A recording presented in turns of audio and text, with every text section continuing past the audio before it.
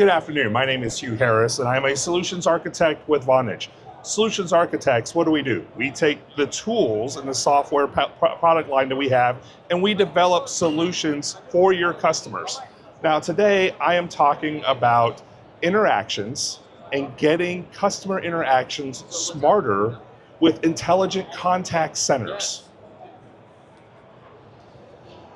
What's driving the need for an intelligent contact center, right? Why is that important for our customers? Well, first of all, contact centers, employees is the highest cost. $200 billion just in the US last year, 3.4 million contact center workers, and executives believe that contact center employees are the hardest position to fill for. We've all been on the other end of the phone. We all know the type of heck we give them when we call into a contact center. So it's a very hard interaction. So hard that we're telling us that they have a high turnover, 27%, 6.2 within the first 30 days. Constant increase in contact center. If your business is successful, that's a very good problem to have. So why is that important for AI, right? Why is that important to have an intelligent interaction, right? When you talk to your partners, when you talk to your customers, your executives, they know what AI means. They know it's going to make complex tasks simpler. But what we have to do is align that with what's happening within the contact center, right? And we have to explain that to them, because to them, they're like, okay, you made my contact center agent life easier. You reduced 10 steps to 2. Is that worth the investment? Where is the ROI in that, right? And we're going to talk a little bit about that. Oh, wrong way on the pointer. So one thing I want to show you here is that in the AI era, customers have a positive feeling about AI. A lot of people are expecting AI responses to be the first line of defense, right? If you come find me after this presentation, I have a link to show you on where we get this report from. We did an independent market study. But what we've done is that we've identified 4 places where intelligent contact centers can streamline your interactions. The first place is self-service. We are going to take the mundane, the repetitive, and the easy tasks that your contact center service agents take and have it intercepted in front of the agent, within the queue itself, right? Repetitive questions like, what is my invoice? Where is my shipment? Day-to-day stuff has 90% of your contact center. What does that do? That frees up your contact center agent to work on the rewarding hard stuff. When you say, no one wants to have a hard thing in their day, try doing 200, 300 calls about what is my invoice, right? Where is my package? So this gives them job satisfaction, right? Also, we do intelligent call routing, right? Through AI and through large language models, we can ask your customer questions and then route the call to the appropriate spot, right? If you're selling something, we could say, hey, could you give us the serial number, the purchase order, your email address to locate you in our system and get you to the right spot within the contact center. During the call, we can have next best action, right?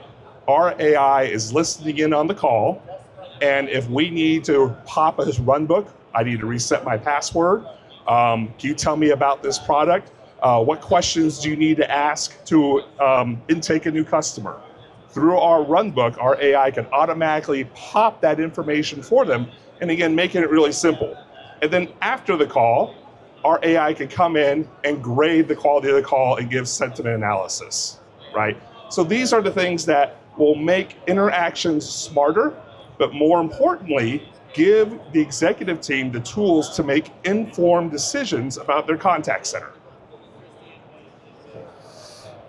Now, how does AI augment the contact center? Well, first of all, we have better customer experiences. One thing I want to talk about AI, and what AI has been making the news, is generative AI, where AI makes a deduction for us, right? Why did Kansas City lose to Philadelphia? You're asking the AI to go out, look at different data points and make an assumption. That's not this product, all right? What we're doing is we're referencing static pieces of information within the customer's platform, and that gives us more reliable responses across the board, right? We're not coming up with something, we are pulling information out of the customer's own platform. The other nice thing is that it standardizes interactions across all channels, right? All too often, if I don't like an answer, I'm going to call back to the customer service department and get a different one, right? Or I'm going to, that guy on the phone, he doesn't always talk about, I'm going to chat and get what I want, or I'm going to send an email and get what I want. All those are legitimate channels for our AI product. And if we're fronting the customer experience, you're going to get a uniform experience across all your channels.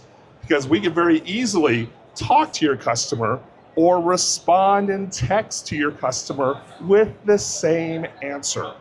All right, so it's, the other benefits is that it's always on customer service, smarter, faster, fewer errors, uniform experience, and analytics through Insight.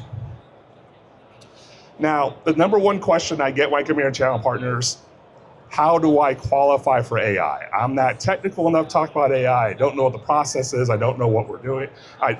I'm hesitant to offer that. As an engineer, what I can tell you the best way to help me to do my job when talking to your customers, give me the business use case in layman terms. I'll take that and I'll engineer something and I'll make sure I explain it accurately. But what are your business problems? Why are you interested in AI? Why are you looking out? And I actually take it one step further. I ask people, what are your repetitive tasks that you're doing over and over again? What is the top 3 phone calls that come into your contact center? And let me give you an example. I had a nonprofit. They have chapters all over the US. The number one question that comes into their contact center, who is my closest chapter? I live in Dallas, Texas. Who is my closest chapter?